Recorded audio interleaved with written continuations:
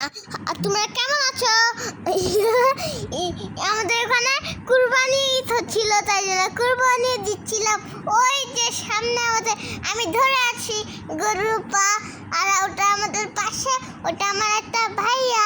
এখানে দেখতে পাচ্ছেনই তো, হচ্ছে গরু কুরবানি হচ্ছে, সবার চামড়া কাটা হচ্ছে গরুর। আমরা এই পর্যন্তই, ভালো থাকি, বাই বাই, টাটা, আসসালামু আলাইকুম। তোমার কথা শেষ, এখন আমি বলবো? আচ্ছা ঠিক আছে। আসসালামু আলাইকুম, আমি সুব্রাহমের আম্মু। তো কুরবানি ঈদ উপলক্ষে খুবই ব্যস্ত ছিলাম, তাই ভিডিও আপলোড করতে পারিনি। এখন মনে হলো যে কুরবানির এটা আপনাদের সাথে একটু শেয়ার করি, ভালো লাগবে। যাই হোক, এতক্ষণ তো অবশ্যই আমার ছেলের কথা শুনে বুঝে গেছেন যেটা কুরবানির গরু, যেটার মাংস কাটার জন্য সবাই খুবই ব্যস্ত, চারিদিকে ব্যস্ততা। এই যে আমাদের এখানে রাখছিল সব মাংসগুলো নিয়ে এসে, এখানে আমরা, আমাদের কি হয়, সমাজের সব লোকজন সবাই মিলে একসঙ্গে একই জায়গায় মাংস কেটে কাটার পরে সেখানে ভাগ করে তারপরে বাসায় মানে পৌঁছায় নিয়ে যায়। তো অনেক গরম ছিল সেদিন, আমার ছেলেটা বসে আছে, অনেক কাজ করছে, গরুর পা ধরে ধরে মাঝে মধ্যে দাঁড়াচ্ছে, এটা ওটা নিয়ে আসতে বলতেছে বাড়ি থেকে, সেগুলো নিয়ে এসে দিচ্ছে। যাই হোক, আলহামদুলিল্লাহ অনেক ভালোভাবে ঈদটা কাটলো, খুবই ভালো সময় কাটালাম। আল্লাহর কাছে দোয়া করি আল্লাহ যেন আমাদের সকলের কোরবানি কবুল করে নেয়। তো ঈদ মানে তো আনন্দ থাকবেই।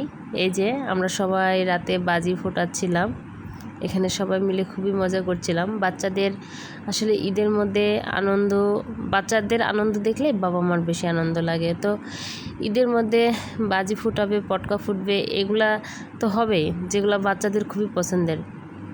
তবে অবশ্যই সাবধান থাকতে হবে সবাইকে। দেখুন এরা কীরকম করতেছিল, আমার খুবই ভয় লাগতেছিল।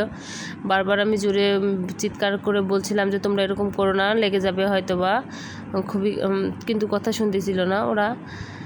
তো যাই হোক, এইভাবেই আমরা ঈদগুলো কাটালাম, অনেক মজা হয়েছিল।